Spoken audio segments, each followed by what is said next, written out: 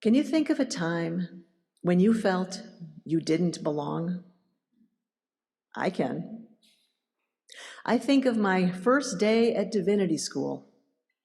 That's when I learned that the average age of my classmates was exactly the age of my oldest child.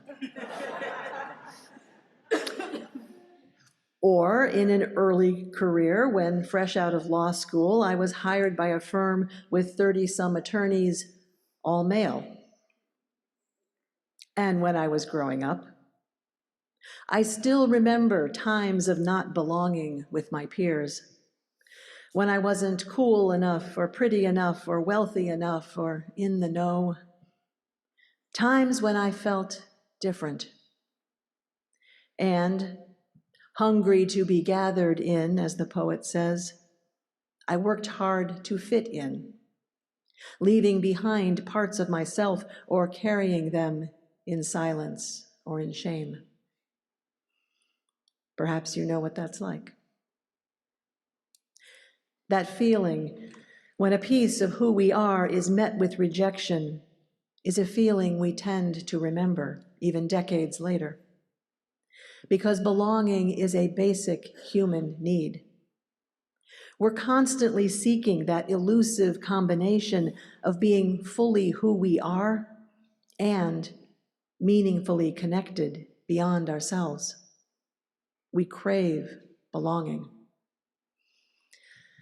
Those who study what is increasingly called the loneliness epidemic say that a lack of belonging is getting more common.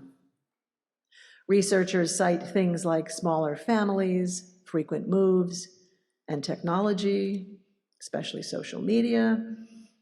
The pandemic seems to have exacerbated the situation. AI is starting to mimic human relationships with unknown consequences. But the biggest challenge may be that belonging only happens when we are at home in ourselves. Sociologist Brené Brown says this belonging begins with accepting and honoring who we are as we are, and refusing to settle for fitting in or conforming, even if that means disapproval or rejection.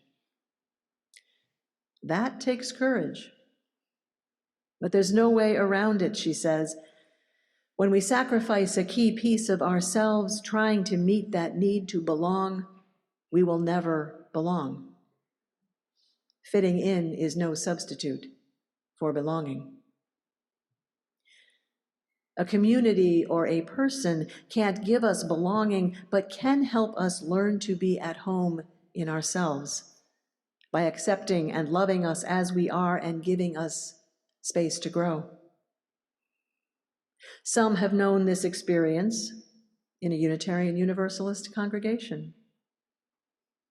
Sometimes that's what it's like to grow up here. And for people who arrive as adults, over and over, I hear people say they walked into one of our churches and knew right away that they had found a home. Perhaps that was you. Or perhaps, like me, it took longer. But eventually you found that a part of yourself you had to deny somewhere else was okay here. Or maybe in this moment you're not sure if all of you is welcome here, but there's hope in the possibility. For once you belong somewhere, you begin to breathe again, to move without fear, to speak with abandon the words you carry in your bones that echo in your being. We need to belong. And when it happens, it is good. It's like the end of the journey. Or is it? In case you're not counting, I've been speaking for about 4 minutes. It's not quite the end. The deal with this blessing, says the poet, is that it will not leave you alone, will not let you linger. The time will come when this blessing will ask you to leave, because it desires for you to become the sanctuary that you have found. Sometimes we do need to rest in whatever belonging we've managed to find. If that's you today, stay there as long as you need to. But when the time comes, the blessing of belonging will ask us to leave. Not as a physical departure, but something even harder.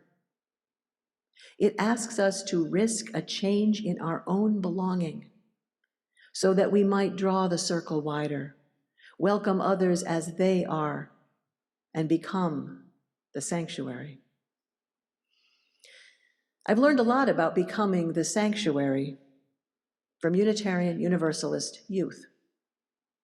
That's where, about 10 years ago, I first encountered covenants that included the phrase, croissants, not donuts. Oddly enough, this had nothing to do with snacks. It was about welcome and belonging, being open like a croissant to new people as they are, rather than closed off like a donut. Croissants, not donuts. I've seen youth live into this by keeping an extra chair in their circle so that any new person will find a space waiting for them. And if that chair was occupied, the circle shifted as another was brought out and left empty. I've seen youth live into this by very intentionally bringing new people up to speed on the in-jokes and unwritten practices of the group. And I've seen them intentionally change group behavior to become more opening, more welcoming. I once watched a particularly boisterous group figure out how to accommodate a new member who was sensitive to loud noise. That wasn't easy. But it's that openness to being changed by those welcomed in, risking one's own belonging in a way, that's at the heart of being a croissant. Croissants, not donuts, is about becoming the sanctuary. It's hard to do, partly because, like most binaries, it's incomplete. The fact is, we shouldn't give up donuts entirely, at least not the metaphorical ones. There will always be ways in which our needs, values, and identity require drawing some boundaries around things that are not negotiable, that we will not change for anyone. A life of integrity requires some of that. But most of us overdo the donut, because that's our natural human tendency. We want to settle in, hunker down, and rest in our belonging with people who are as much like us as possible. Especially now, when differences of opinion can quickly escalate, when the future seems so uncertain, and things are getting harder for many. There is a longing to just be with our people, whoever that may be, and have at least that be comfortable. And so we may start to imagine that our belonging requires shutting other people out. Or we imagine that we are inviting others to belong when in fact we're inviting them to fit in and be like us. We become donuts with delusions of croissantness. Earlier, I mentioned my first experience working as an attorney, me and all the men.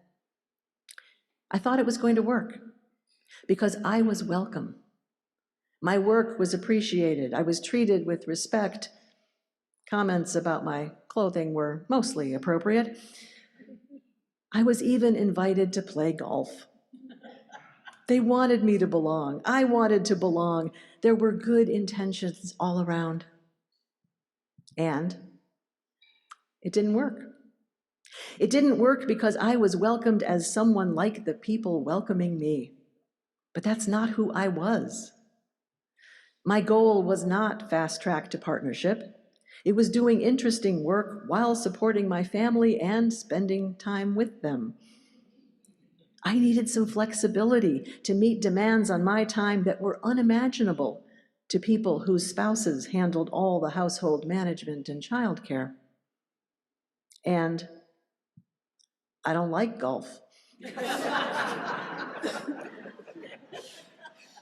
It was a friendly and welcoming donut, but it was a donut just the same. And after a year of fitting in, I quit. But the story doesn't end there. In fact, my quitting brought out the question that no one, including me, had thought to ask. What do I need? We made some changes, and I ended up staying 6 more years. A law firm, of all things, could learn to be a croissant. Not out of charity, but because the group benefited when someone a little different could belong, even if that meant everyone else's belonging shifted a little. If they could do it 35 years ago, so can we. Our religious heritage has some things to say about belonging. The Unitarian side is a little complicated, but the Universalists had a strong tradition of pushing the boundaries of who belongs. It started centuries ago with a heretical belief in universal salvation, the radical idea that everybody goes to heaven. Grounded in an understanding of God's love as too big and inclusive to shut anyone out. The Universalists recognize that we're all in this together. Not just the ones who think or act like you and me, everyone. All are loved and all belong without exception, said the Universalists.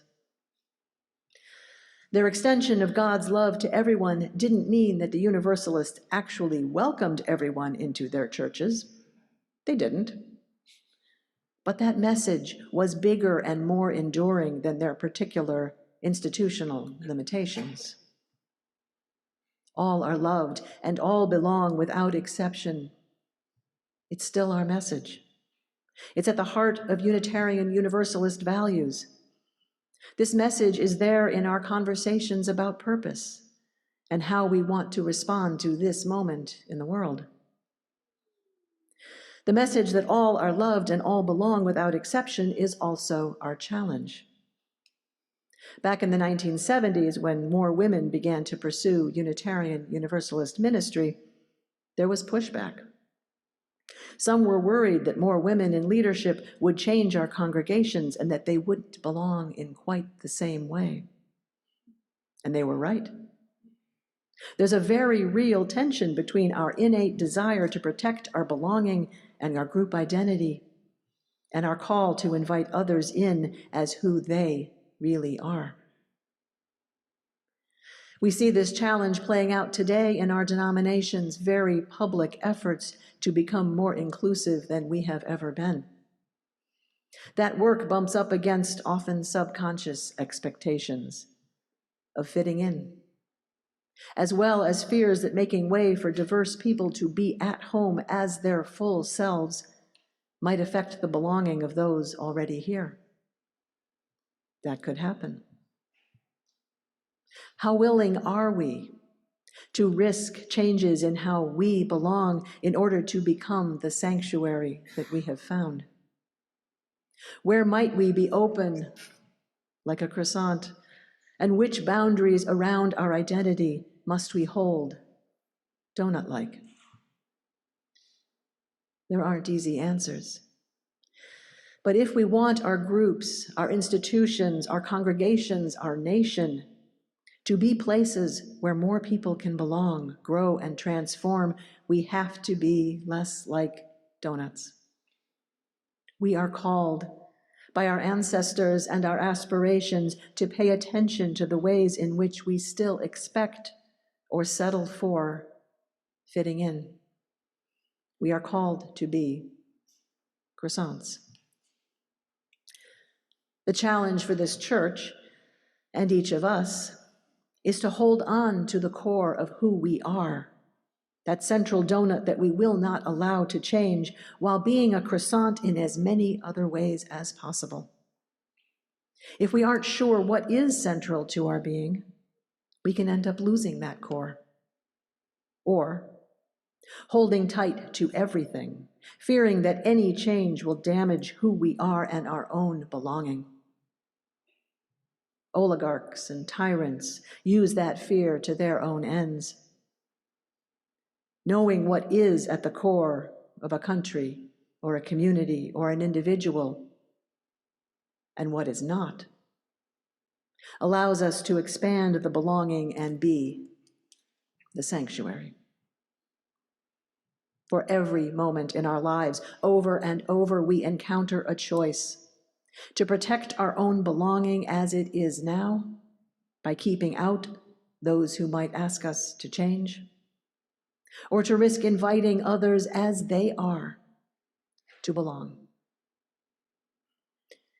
May we find clarity about when we must be a donut and when we might be a croissant. May we more and more seek our own belonging in wider circles and find the courage to make them wider still. And may you always know, deep in your bones, that you belong. May it be so. Amen.